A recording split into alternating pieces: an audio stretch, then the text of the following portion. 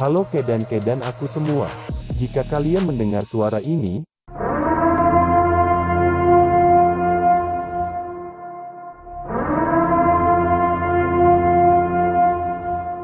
itu berarti kalian sedang berada di channel Menantu Muda.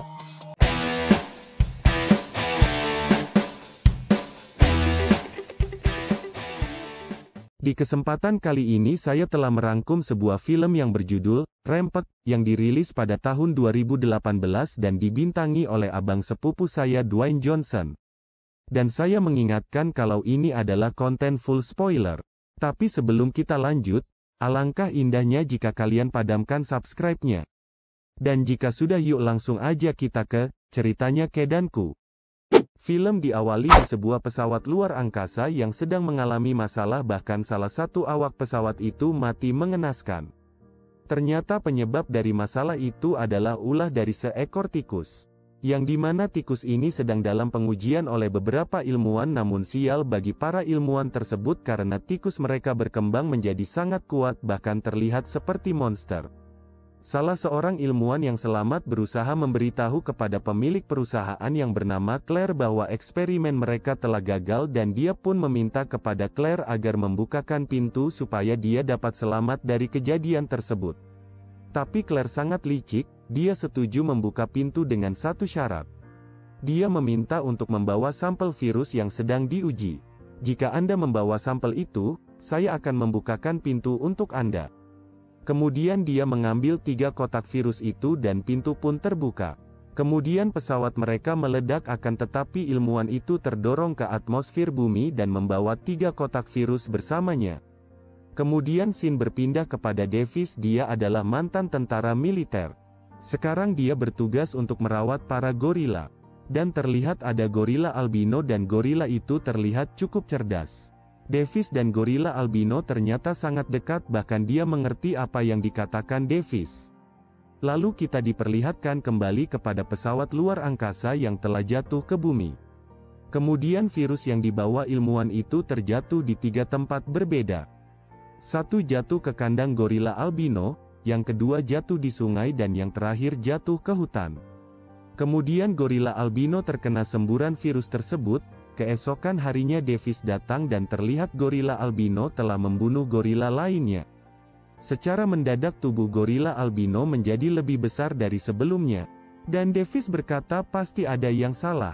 Kemudian Davis menemukan kotak virus itu dan dia meyakinkan bahwa benda itulah penyebabnya. Lalu scene berpindah kepada pemilik perusahaan yang bernama Claire dan saudara laki-lakinya. Saudara laki-lakinya panik karena pesawat mereka telah jatuh.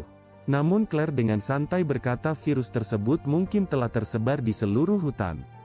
Kemudian dia mengirim anggotanya untuk menyisir tempat jatuhnya pesawat mereka.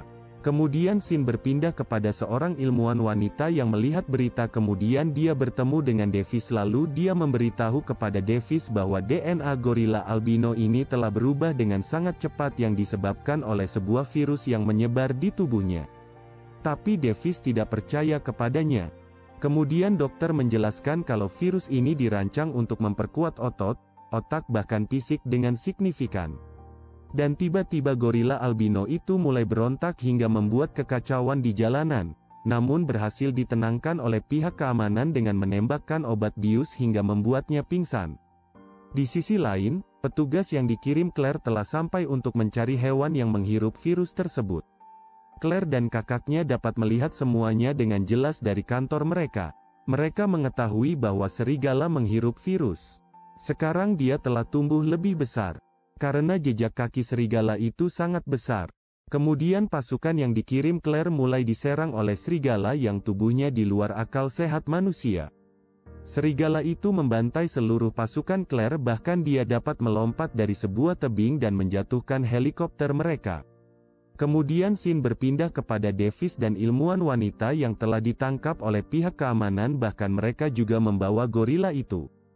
Kemudian salah seorang agen memberitahu mereka bahwa seekor serigala juga mengalami perubahan sama seperti gorila milik Davis.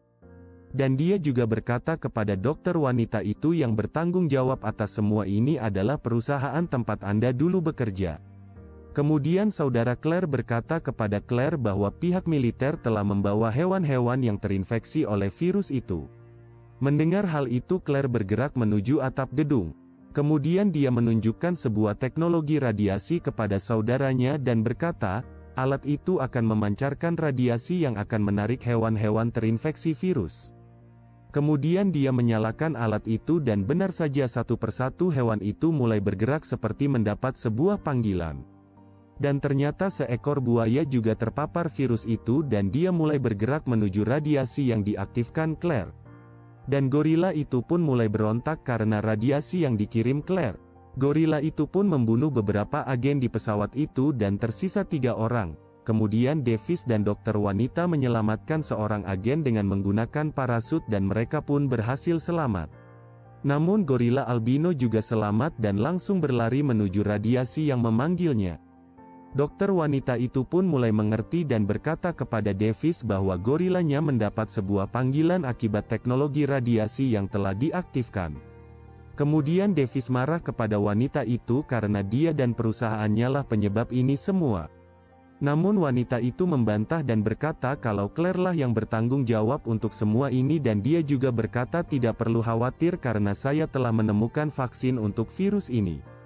Vaksin itu ada di laboratorium kota dan kita harus segera pergi ke lab untuk menyelamatkan nyawa temanmu gorila albino. Mendengar hal itu Davis setuju untuk pergi bersamanya.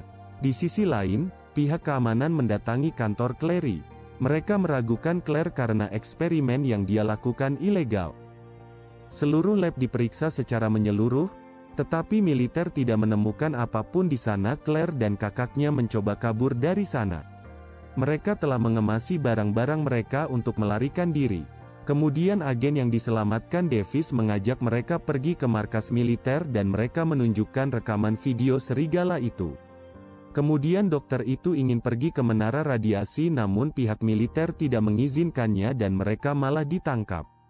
Agen tadi berusaha membela mereka akan tetapi percuma saja karena pihak militer tetap akan menahan mereka. Dokter wanita meminta Davis untuk mencapai lab secepat mungkin kalau tidak, hewan-hewan itu akan menghancurkan kota.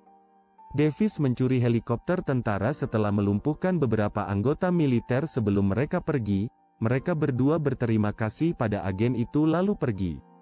Pihak militer mengirim pasukannya untuk membunuh hewan-hewan itu akan tetapi serangan dari para militer sama sekali tidak berpengaruh kepada mereka. Bahkan pesawat pun dapat ditelan sama buaya itu. Dokter wanita meminta Davis untuk pergi ke lab tempat vaksin itu berada. Akhirnya mereka menemukan vaksin yang dicari. Di sini dokter itu memberitahu Davis bahwa Claire ingin membuat senjata dengan merebut ketiga hewan ini, agar dia bisa menguasai dunia. Begitu dia berhasil dalam misinya, dia akan meninggalkan negara ini dan melarikan diri. Claire dan saudara laki-lakinya benar-benar akan melarikan diri tetapi dia mengetahui bahwa dokter wanita telah datang ke labnya. Clary tahu kalau mereka mengincar vaksin itu. Akhirnya mereka bertemu dan Clary menodongkan senjata pada mereka dan meminta vaksinnya kembali. Dia menembak Davis dan membawa dokter wanita itu sebagai sandera. Beruntung Davis masih hidup dan Claire terlihat ingin kabur menggunakan helikopter.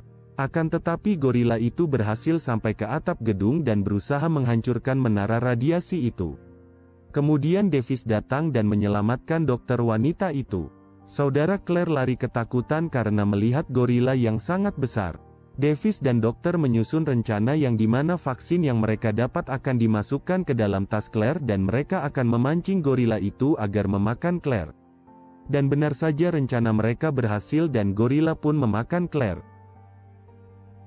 Davis berkata berapa lama vaksin itu akan bekerja? Dokter menjawab vaksin itu akan mulai bekerja kurang lebih 10 menit. Dan terlihat saudara Claire bertemu dengan agen itu di lantai bawah dan dia mengambil semua dokumen dari tangan saudara Claire. Kemudian terlihat buaya besar sedang berusaha menaiki gedung hingga membuat gedung itu hampir runtuh.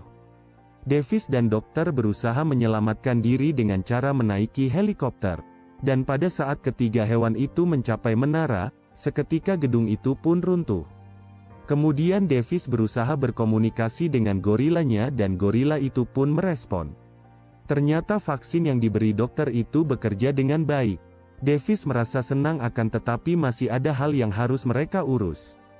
Kemudian Davis dan gorila membuat rencana untuk membunuh kedua hewan itu. Dan mereka pun mulai bertarung akan tetapi buaya itu sangat kuat dan beruntung ketika serigala itu menyerang, buaya langsung memakannya. Dan sekarang tinggal pertarungan 1-by-1 antara buaya dan gorila akan tetapi dari ukuran jelas gorila kalah jauh. Namun masih ada Davis yang membantu dengan melempar beberapa granat untuk mengalihkan perhatian sang buaya. Dan tiba-tiba gorila itu melompat sambil menusukkan sebatang besi ke mata buaya hingga membuatnya tewas. Akan tetapi gorila itu terluka parah dan dia juga mati.